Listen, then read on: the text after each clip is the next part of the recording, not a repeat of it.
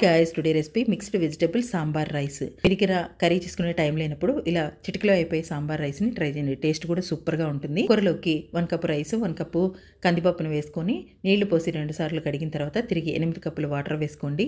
Oil వేసుకొని జీలకర్ర వేసుకొని కుక్కర్ కి మూత పెట్టి 3 లేక 4 విజిల్స్ తీసుకున్న తర్వాత కుక్కర్ మూత తీసేసి ఒకసారి కలిపి ఇందులోకి ఆల్ వెజిటబుల్స్ ని కట్ చేసి వేసుకోండి. ఉల్లిపాయ, పచ్చిమిర్చి, టమాటా, రుచికి తగినంత సాల్ట్, 4 వెల్లుల్లి రెబ్బలు, పసుపు, కారము, పెద్ద నిమ్మకాయ సైజ్ అంతా చింతపండు నానబెట్టుకుని ఆ చింతపండులో నుంచి తీసిన పులుసును 1 కప్పు, ప్లెయిన్ వాటర్ను 1 కప్పు వేసుకొని ఒకసారి కలిపి కుక్కర్కి మూత పెట్టి 2 విజిల్స్ని తీసుకోండి. తర్వాత ఈ సాంబార్ రైస్కి పోపు వేసుకుందాం. పోపు గరిటలోకి ఆయిల్, నెయ్యిని వేసుకోండి. నెయ్యి వేడికిన తర్వాత ఆవాలు, జీలకర్ర, ఎండుమిర్చి, జీడిపప్పు, కరివేపాకు, ఎల్జీ ఇంగువను వేసుకొని పోపు ఫ్రై అయిపోయిన తర్వాత సాంబార్ రైస్లోకి వేసేసుకోండి. తర్వాత మంచి టేస్ట్ కోసం ఎంటీఆర్ సాంబార్ పొడిని 2 టేబుల్ స్పూన్ వరకు వేసుకోండి. కొత్తిమీరని వేసుకుని 10 నిమిషాలు ఉడికిన తర్వాత గ్యాస్ ఆఫ్ చేసి హాట్గా సర్వ్ చేసి సూపర్ టేస్టీగా ఉండే సాంబార్ రైస్ అయితే రెడీ అయిపోయింది. మీరు ట్రై చేయండి.